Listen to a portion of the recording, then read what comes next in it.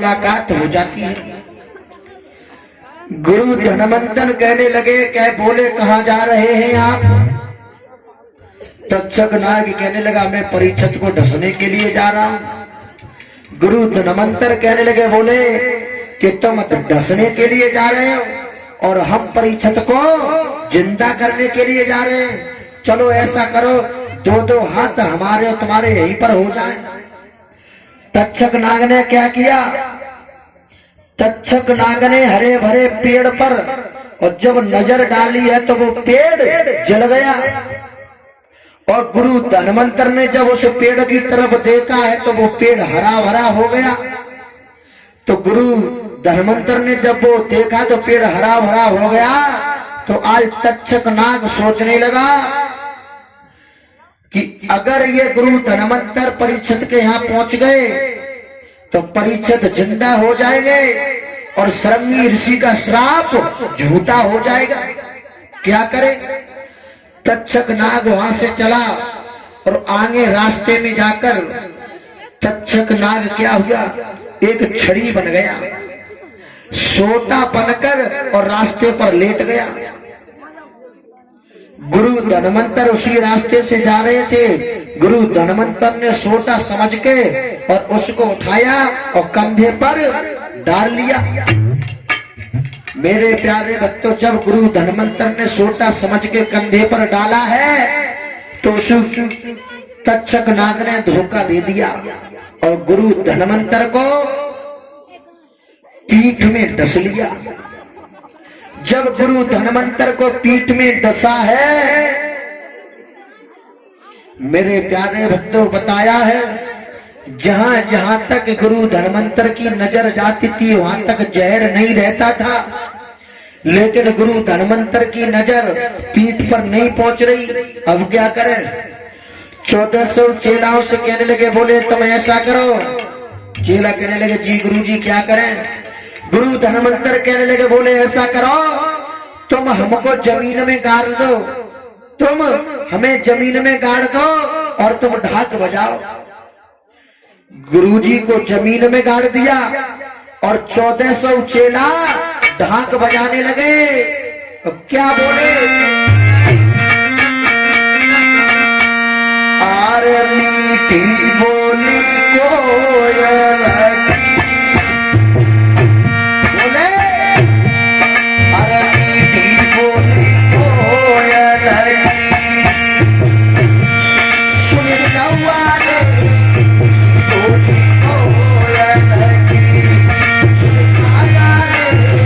जगया बनो तेरे होले। बोली कोयल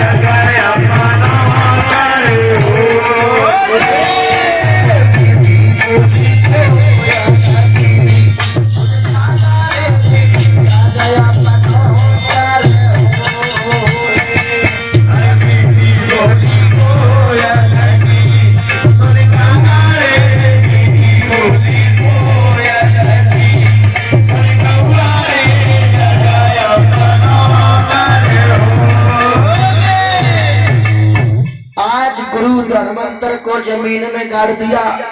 1400 चेला ढाक बजाने लगे, लेकिन तक्षक नाग ने क्या किया, भेष बदल के और आ गया। कहने लगा क्या कर रहे हो आप? बोले भैया क्या बताएं, गुरुजी को सर्प ने काट लिया है पीठ में, अब गुरुजी की वहां तक नजर नहीं पहुंच रही है, तो गुरुजी को हमने जमीन में गाड़ दिया और ढाक बजा रहे हैं। तक्षक नाग ने फिर धोखा दे दिया। तक्षक नाग कहने लगा, बोला क्यों पागल हो गए हो? भैया एक बात बताओ, गुरुजी को जमीन में गाड़ दिया और तुम ढाक बजा रहे हो। अरे अगर गुरुजी जमीन में मर गए होए तो तुम काय को इल्ला इल्ला के मरे जा रहे हो? अरे गुरुजी को खोद के देखो जिंदा है या नहीं। आज चेलाओं ने जैसे धर्मांतर को निकाला, गुरु धर्मांतर कहने लगे, बोले अब बेटा हम नहीं बचेंगे। आज गुरु धर्मांतर कहने लगे हम नहीं बचेंगे, तो 1400 चेला कहने लगे गुरुजी कोई उपाय? बोले हाँ बेटा एक उपाय है। बोले क्या? गुरु धर्मांतर कहने लगे बेटा ऐसा करो, तुम मेरे मांस को हड्डियों में पकाने के लिए रख दो और 1400 खा जाओ। तो एक नहीं, अरे हुई है 1400 धनवंतर।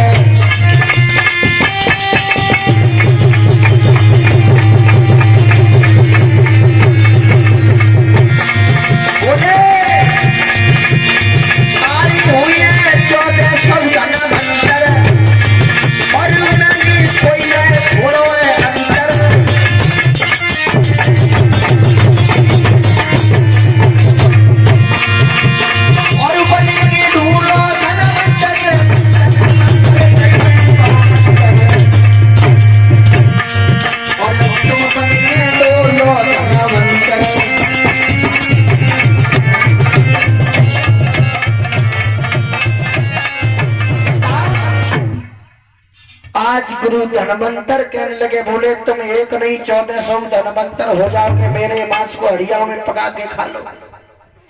आज 1400 चेलाओं ने ऐसा ही किया, गुरु के मांसों को हड्डियों में पकाने के लिए रख दिया। लेकिन वो तक्षक नाग फिर से आ गया, कहने लगा भैया क्या कर रहे हो? कहने लगे भैया क्या बताएं, गुरुजी ने बताया है वो कर रहे हैं। गुरुजी के मांस को पका रहे हैं, इसे खाएंगे। आज वो तक्षक नाग कहने लगा, बोला क्यों पागल हो गए हो? तुम्हें नरक में भी जगह नहीं मिलेगी, गुरुजी के मांस को खाओगे। बोले फिर क्या करें? कहने लगे ऐसा करो, इन हड्डियों को और नदिया में बहा दो। एक चेला ने थोड़ा सा खा लिया और सारी हड्डियां नदिया में बह दी। सभी हड्डियां डूब गई। जिस हड्डिया से थोड़ा सा एक चेला ने खाया था वो हड्डियां तैरती गई। तैरती हुई कहां पहुंची? बंगाल में। और बंगाल में एक धोबी ने अपने पति से नाराज होकर और उसी नदिया पर मरने के लिए आई। जैसे ही उसने और वो हड्डियां देखी, क्या किया?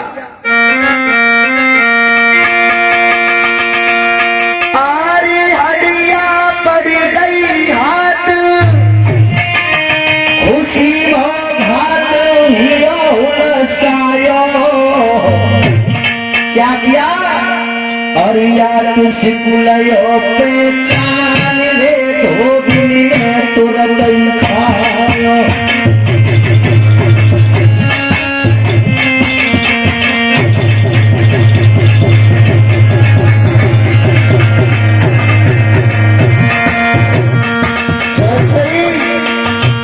मैया ने उसमें से खाया है तो हुआ क्या? अरे खाते ही कहने का संतयारो और रंगत सम्मुख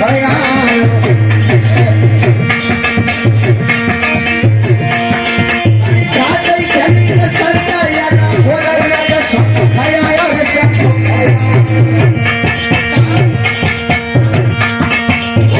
जादू पड़ाऊे जादू से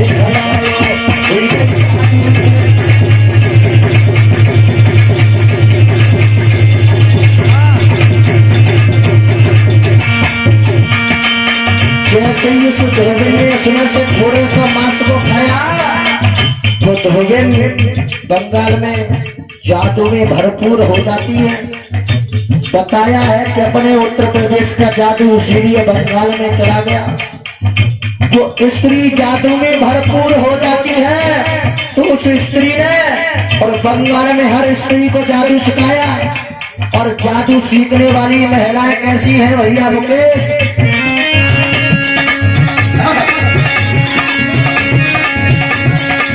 अरे कछु प्यारी हरे कछु प्यारी हरे जादू नहीं सिखाई हरे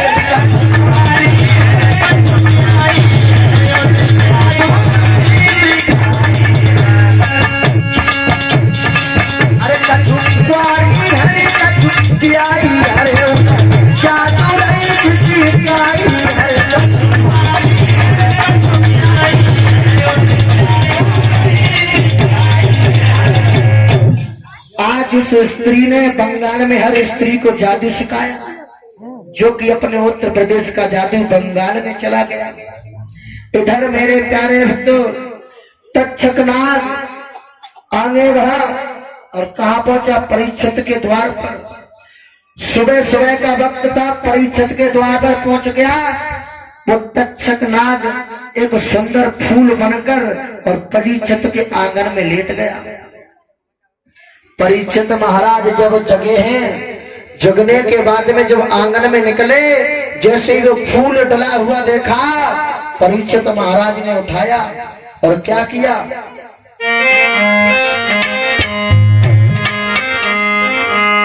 परीक्षित महाराज ने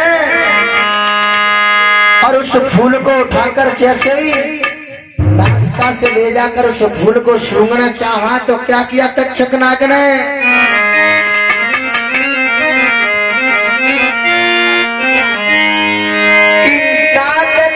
भूल जाते जाते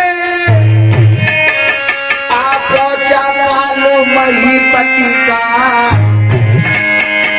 और तक्षक द्वारा के हंत हुआ जा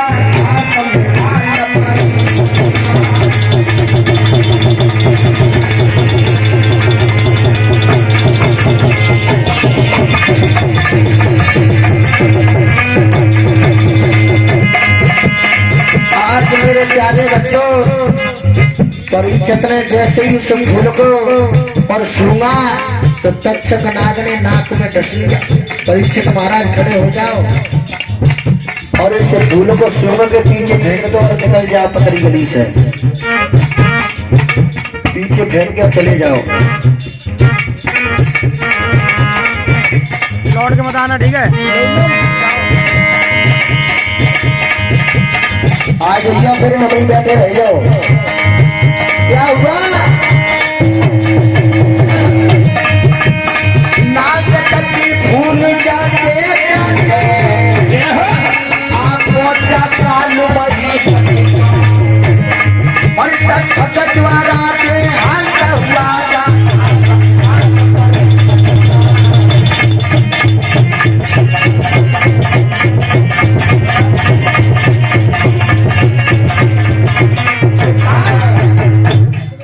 जैसे ही परीक्षित महाराज ने वो फूल को नाक से लगा के सूंघा, आज तक्षक नाग और नासिका में डस लेते हैं। परीक्षित का देहांत हो जाता है। परीक्षित के लिए स्वर्ग धाम से विमान आया और परीक्षित महाराज उस विमान में बैठकर सीधे स्वर्ग धाम के लिए प्रस्थान कर जाते हैं। बोलिए परीक्षित महाराज की।